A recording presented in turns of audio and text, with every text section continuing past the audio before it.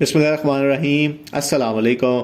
ये जी आज की वीडियो में हम ये देखेंगे कि ये जो कंपनी का बयानिया है जिसको बड़े ज़ोर शोर से पेश किया जाता है कि जब सीईओ साहब बाहर आएंगे तो वो इन्वेस्टर्स को अकोमोडेट करेंगे, उनको पैसे वापस करेंगे। क्या ये किसी और कंपनी के भी अल्फाज थे? क्या कोई और कंपनी भी ये कहती थी कि जब उसके ओनर बाहर आएंगे तो वो इन्वेस्टर्स को पैसे वापस करेंगे? तो क्या उनको पैसे वापस मिल गए? तो सबसे पहले केस की अपडेट। केस की सिचुएशन आपके सामने है। एहतसाब अदालत का जो केस है वो तो अभी शुरू ही नहीं हुआ, और अगर शुरू हो भी गया तो उसे ख़त्म होते होते काफ़ी टाइम लगेगा। अब बात यह कि मुतासरीन को एक रास्ता दिया जा रहा है, और वो ये है कि कंपनी के लीडर्स और कंपनी की टॉप लीडरशिप, जिसका किसी को पता ही नहीं है कि वो है कौन, वो बार बार ये कह रहे हैं कि जी अगर बाहर आ जाएंगे सीईओ साहब बेल के ऊपर तो वो इन्वेस्टर्स को एकोमोडेट करेंगे, और आपको नैब जाने की ज़रूरत नहीं है, क्योंकि जब आप नैब जाएंगे तो जो केस है वो और ज़्यादा डिले का शिकार होगा, जो कि ऑलरेडी डिले है। तो इन्वेस्टर्स को इस हालात में क्या करना चाहिए? जहां तक बेल है तो वो कंपनी का जो केस है वो स्ट्रांग है, तो बेल इनकी किसी न किसी टाइम के ऊपर हो जाएगी। और अगर ये बाहर आ जाते हैं तो क्या ये पैसे वापस करेंगे? जो होगा वो हम नहीं जानते, लेकिन हम माजी से अगर कुछ सीखें तो एक कंपनी होती थी M&M मोटरसाइकिल कंपनी। उनका जो केस है वो B4U के केस से बहुत ज़्यादा मिलता जुलता है। उसमें भी यही होता था कि जी आपने इन्वेस्टमेंट के नाम पे यहाँ B4U में पैसे लिए जाते थे, वहाँ पे आपको मोटरसाइकिल खरीदनी होती थी, उसमें पैसे बुकिंग करानी होती थी और वहाँ से आपको प्रॉफिट मिलता था। जिस तरह यहाँ पे आपको ढेर सारे मेंबर्स घेरू करके लाने होते थे, उसमें आप जितने ज़्यादा लोगों की मोटरसाइकिल की बुकिंग कराएंगे उतना ही ज़्यादा आपको और ज़्यादा प्रॉफिट मिलता था, कमीशन मिलता था। जिस तरह यहाँ पे आपको लीडर्स को इनाम मिलते थे, वहाँ के ऊपर भी आपको बाहर के टूर और गाड़ियाँ मोटरसाइकिल दिए जाते थे। दोनों कंपनीज जो है वो मल्टी लेवल मार्केटिंग कर रही थी, और जो कि पाकिस्तान में गैर कानूनी है, तो दोनों के खिलाफ ही एक्शन हो गया। उनके खिलाफ पहले FIA ने एक्शन लिया, और उसके बाद जो है नैब ने एक्शन ले लिया, और उनके जो लीडर थे, जो मालिक थे कंपनी के, अहमद सियाल साहब थे, और वो नैब ने गिरफ्तार कर लिए, जैसे सीईओ साहब को गिरफ्तार किया गया, और उसके बाद उनका रेफरेंस दायर हो गया और वो भी जेल में काफ़ी अरसे रहे।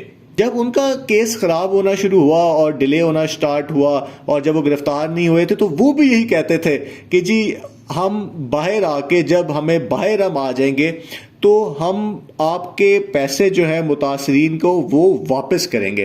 फिर हुआ ये कि आज से कुछ टाइम पहले जो है उनकी बेल हो गई मेडिकल ग्राउंड्स के ऊपर, और जब वो बाहर आ गए तो इन्वेस्टर्स ने कहा कि जी अब आप हमारे पैसे वापस करें। तो उन्होंने उनको पैसे वापस नहीं किए, बल्कि ये कहा कि जी आप मुझे 51,000 रुपये दें और अपनी वो ओरिजिनल रसीद भी दें और एफिडेविट दें कि आपके साथ जो है कोई फ्रॉड नहीं हुआ, और हम आपको 6 महीने बाद आपकी जो रकम थी वो आपको वापस करेंगे। और उन्होंने ना सिर्फ ये पैसे लेना शुरू कर दिए इन्वेस्टर से, बल्कि उन्होंने ये भी कह दिया कि जी उन्होंने नई कंपनी एक बना दी कि ये SS ट्रेडर्स है, और उसको उन्होंने ये रंग दिया कि जी ये तो नैब के साथ हमारा हुआ है कि जी हमें पैसे वापस करने, क्योंकि वो चाह रहे थे कि प्ली बार्गेन, तो वो प्ली बार्गेन के लिए जो रकम इकट्ठी की जा रही थी वो इस इन्वेस्टर से लेके जो वो जमा कर रहे थे। तो SS कंपनी के केस में, M&M मोटरसाइकिल के केस में जो इन्वेस्टर से कहा गया कि जब बेल होगी तो आपको पैसे हम वापस कर देंगे, बजाय वापस करने के उन्होंने पैसे उल्टा लेना शुरू कर दिए। और अगर हम ये बात देखें B4U के केस में क्या हुआ था कि इनका केस कितना वो खराब हुआ था, उस टाइम पे गिरफ्तार होने से कुछ टाइम पहले इन्होंने भी पैसे एक दफ़ा दोबारा एक्टिवेशन चार्जेस के नाम पे ले लिए थे, और अभी भी उसको पैसे का कुछ नहीं पता कि वो गए किधर है। तो इसका मतलब ये हुआ कि अगर सीईओ साहब बाहर आ जाते हैं तो इतना आसान नहीं होगा उनको इन्वेस्टर्स को पैसे वापस करना। उसकी वजह यह है कि एक तो उनके जो अकाउंट्स हैं वो फ्रीज हैं, और जब अकाउंट ही फ्रीज है तो वो कहाँ से देंगे पैसे? फिर वो फिजिकल बिजनेस में कोई प्रॉफिट ही नहीं है कि वो लोगों को पैसे दे सकें। जो पाकिस्तान से बाहर बिजनेस है वो मलेशिया में भी बैन हो चुका हुआ है, वहाँ पैसे कहाँ से आएंगे? अगर वो मल्टी लेवल मार्केटिंग वाला कोई दोबारा काम करेंगे तो उनकी बेल कैंसिल हो सकती है, तो ये भी एक उनके लिए गिरफ्तार मुश्किल हो जाएगा।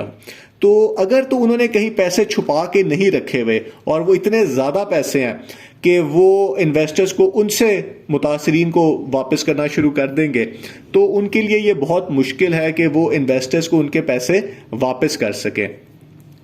तो ये लोग जो कहा जा रहा है कि जी आप एफिडेविट दें, सीईओ साहब बाहर आकर आपको पैसे वापस कर देंगे, उनका कंपनी से उस तरह आप कोई लेना देना नहीं है। वो लोग हैं जो अपना फायदा ले चुके हुए हैं। तो क्या वो एफिडेविट दे सकते हैं लिख के कि जी अगर सीईओ साहब ने पैसे वापस ना किए तो हम आपको पैसे वापस करेंगे? क्योंकि अगर तो उनसे बाद में पूछताछ भी हुई तो उन्होंने ये कहना है कि जी हमारा तो इस कंपनी से कोई लेना देना ही नहीं है और हम तो आपकी तरह के इन्वेस्टर्स हैं और हम तो खुद मुतासरीन हैं। तो बेसिकली अब जो एक नया ट्रेंड बन रहा है B4U के अंदर, हम देख रहे हैं कि जो लोग जिन्होंने काफी पैसा कमाया है और अब वही लोग ही जो है बता रहे हैं कि जी आप लोगों के साथ जो फ्रॉड हुआ है तो हम भी उसके अंदर जो है मुतासरीन ही है। तो ये है जी इस टाइम के ऊपर सिचुएशन। बहुत बहुत शुक्रिया।